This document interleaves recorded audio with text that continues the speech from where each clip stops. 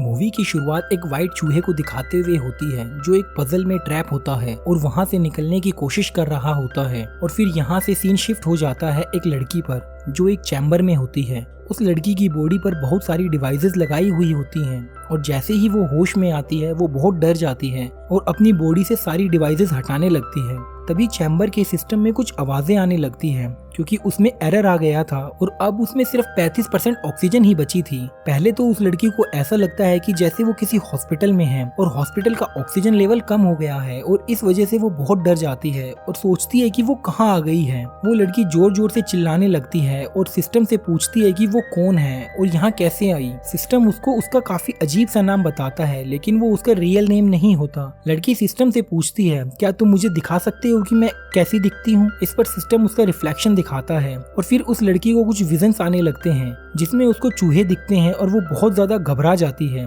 उस लड़की को कुछ भी समझ नहीं आ रहा था कि वो कहाँ है। फिर वो सिस्टम से पूछती है कि वो कहाँ पर है लेकिन सिस्टम उसको ये बताने से मना कर देता है। वो लड़की कहती है कि मुझे यहाँ से बाहर निकालो और फिर तभी उस सिस्टम से आवाज आती है कि अपना कोड बताएं। पर उस लड़की को कोई कोड नहीं पता था। फिर उसको ये सोचकर एक आइडिया आता है जब ये सिस्टम उसकी सारी बात मान रहा होता है तो क्यों ना फिर ये सिस्टम से ही कहकर पुलिस को कॉल लगवाए। वो लड़की सिस्टम से पुलिस को कॉल करने के लिए कहती है और वो सिस्टम ऐसा ही करता है। वो पुलिस को कॉल करता है। लड़की पुलिस से बात करती है और उसको बताती है कि वो किसी अजीब सी जगह पर फंस गई है और उसको नहीं पता कि ये कहाँ है। वो पुलिस को ये भी बताती है कि वो एक चैम्बर में है और उसका मॉडल नंबर भी बताती है। पर पुलिस को अभी भी कुछ नहीं समझ आ रहा था। लड़की पुलिस से उसकी कॉल ट्रेस करके उसकी लोकेशन पता करने के लिए कहती है और तभी कॉल कट हो जाती है। इसके बाद वो लड़की सिस्टम से अपना डीएनए मैच करने के लिए कहती है कि मुझे बताओ क्या मेरा डीएनए किसी से मैच होता है क्या। सिस्टम ऐसा ही करता है और उसको बताता है कि हाँ उसका डीएनए किसी से मैच कर रहा है। फिर सिस्टम उस लड़की को उसका फेस दिखाता है और उस लड़की का नाम एलिजाबेथ होता है। इसका मतलब था कि उस लड़की का नाम भी एलिजाबेथ था लेकिन पता नहीं इसके साथ ऐसा क्या हुआ कि ये इस चैम्बर में बंद हो गई। और फिर तभी पुलिस की कॉल उसके पास आती है जो एलिजाबेथ से पूछती है कि जिस चैम्बर में तुम बंद हो उसमें ऑक्सीजन है। और जब पुलिस एलिजाबेथ से ऑक्सीजन लेवल के बारे में पूछती है तो सिस्टम बताता है कि यहाँ पर बस 31% ऑक्सीजन बची है जो सिर्फ 1 घंटा या उससे थोड़ा ज्यादा चल सकती है। लेकिन अगर एलिजाबेथ ऐसे ही डरेगी तो वो 1 घंटा भी ज्यादा नहीं रह पाएगी। फिर पुलिस एलिजाबेथ से चैम्बर के ओनर के बारे में पता करने के लिए कहती है लेकिन लड़की को कुछ नहीं पता चलता। सिस्टम एलिजाबेथ से कहता है कि अब तुम्हारे पास ज्यादा टाइम नहीं बचा है क्योंकि चैम्बर का ऑक्सीजन लेवल गिरता जा रहा है तो क्या मैं तुमको मार दूं। लेकिन एलिजाबेथ उसे मना कर देती है और सिस्टम से अपने बारे में और इन्फॉर्मेशन पता करने के लिए कहती है।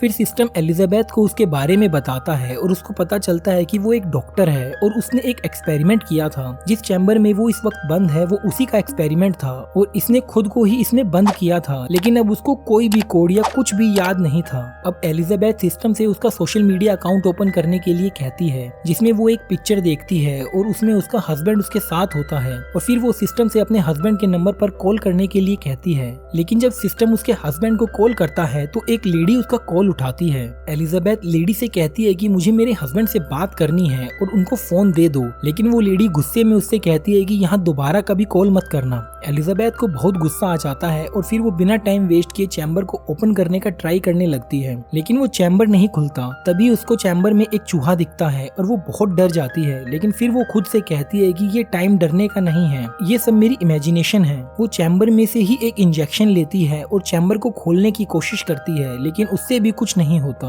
और फिर उसको दोबारा से पुलिस की कॉल आती है और वो एलिजाबेथ को बताते हैं कि तुम अपनी मदर के साथ रहती हो। लेकिन एलिजाबेथ कहती है नहीं, मैं अपने हस्बैंड के पास रहती हूँ और मैंने उनको कॉल भी किया था लेकिन उन्होंने उठाया ही नहीं बल्कि किसी लेडी ने उठाया था। पुलिस वाले उससे बोलते हैं कि ये सब आपकी सिर्फ इमेजिनेशन है। और फिर एलिजाबेथ दोबारा से अपनी पिक्चर्स देखती है जिन पिक्चर्स में अब उसका हस्बैंड नहीं दिखता। इसका मतलब ये था कि ये तो सच में उसकी इमेजिनेशन ही थी। फिर पुलिस वाला एलिजाबेथ को उसकी माँ का नाम बताता है लेकिन वो कहती है नहीं, ये मेरी मदर का नेम नहीं है। तभी एलिजाबेथ पुलिस ऑफिसर को किसी और से बात करते हुए सुनती है जिससे ऐसा लग रहा था कि कोई पुलिस ऑफिसर को एलिजाबेथ को गलत गलत इन्फॉर्मेशन देने के लिए फोर्स कर रहा है और फिर कॉल कट हो जाती है। फिर उसको एक और कॉल आती है लेकिन वो उस कॉल को पिक नहीं करती और सिस्टम से पुलिस की कॉल की रिकॉर्डिंग चलाने के लिए कहती है, जिसको सुनकर उसको विश्वास हो जाता है कि पुलिस ऑफिसर को कोई गलत इन्फॉर्मेशन देने के लिए फोर्स कर रहा है। फिर एलिजाबेथ को अपने हस्बैंड के विजन दिखने लगते हैं लेकिन ये समझ नहीं आ रहा था कि ये उसकी इमेजिनेशन है या सच। वो देखती है कि उसका हस्बैंड बहुत बीमार है। एलिजाबेथ बहुत दुखी हो जाती है।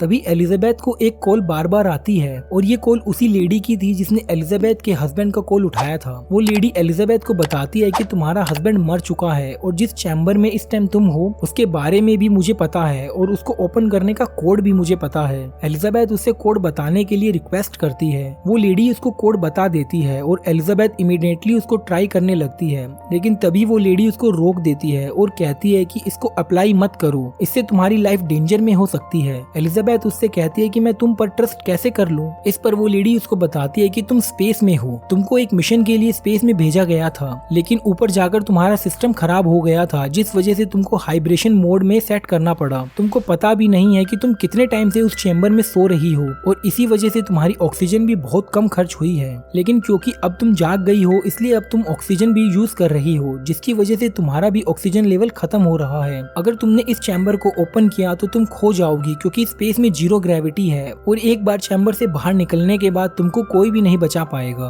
वो लेडी कहती है कि अगर तुम चाहती हो तो मैं तुमको फिर से हाइब्रेशन मोड पर डाल सकती हूँ जिससे तुम फिर से सब कुछ भूल जाओगी और तुमको कुछ भी पता नहीं होगा कि तुम कहाँ हो।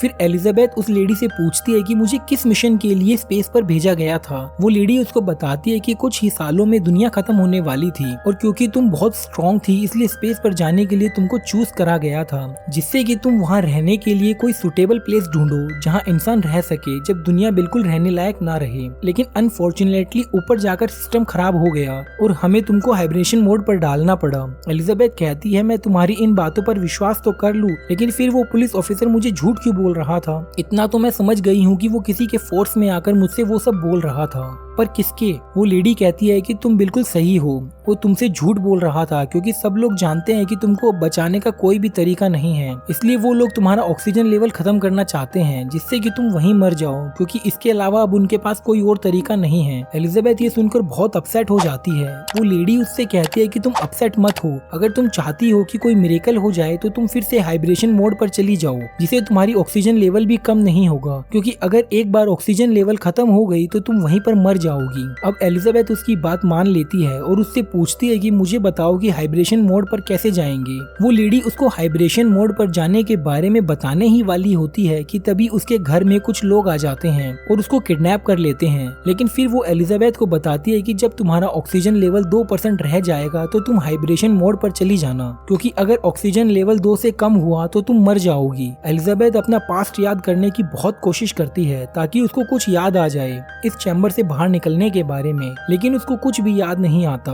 वो चैम्बर को जोर जोर से खोलने की कोशिश करने लगती है जिससे कि उसको इलेक्ट्रिक शॉक लग जाए और उसको कुछ याद आ जाए। तभी उसको कुछ विजन्स दिखने लगते हैं जिसमें वो अपने हस्बैंड के साथ होती है और वो सच में किसी वायरस की वजह से मर चुका होता है। एलिजाबेथ के विजन में उसका हस्बैंड उससे कहता है कि हम दोबारा जरूर मिलेंगे। फिर एलिजाबेथ सोचती है कि अब तो वो मरने ही वाली है और इसलिए वो अपनी माँ से बात करने का डिसाइड करती है। वो सिस्टम से अपनी माँ को कॉल करने के लिए कहती है और काफी देर तक वो उनसे बात करती है। फिर एलिजाबेथ सिस्टम से पूछती है क्या स्पेस में मैं अकेली हूँ। सिस्टम उसको बताता है कि नहीं, स्पेस में करीब 10,000 और भी चैम्बर्स हैं। एलिजाबेथ कहती है वो मुझे दिख क्यों नहीं रहे। सिस्टम उसको बताता है कि ग्लास पर एक शील्ड है और जैसे ही सिस्टम वो शील्ड हटाता है एलिजाबेथ बहुत डर जाती है क्योंकि उसने बाहर एक डेड बॉडी देख ली थी जो कि वहाँ हवा में उड़ रही थी, यानी कि वो सच में स्पेस में ही थी। एलिजाबेथ को बहुत सारे चैम्बर्स दिखते हैं। उसको विजन आता है कि उसका हस्बैंड इनमें से किसी एक चैम्बर में है। फिर वो सिस्टम से कहकर अपने हस्बैंड का चैम्बर देखती है और वो अपने हस्बैंड को देखकर बहुत खुश होती है और उसमें जिंदा रहने की उम्मीद जगती है। फिर एलिजाबेथ को एक और विजन आता है जो इस बार रियल था। विजन में वो अपने पास्ट की एक मेमोरी को देखती है जिसमें कुछ चूहों को पजल में डालकर उसकी इंटेलिजेंस चेक करने के लिए एक्सपेरिमेंट किए जा रहे थे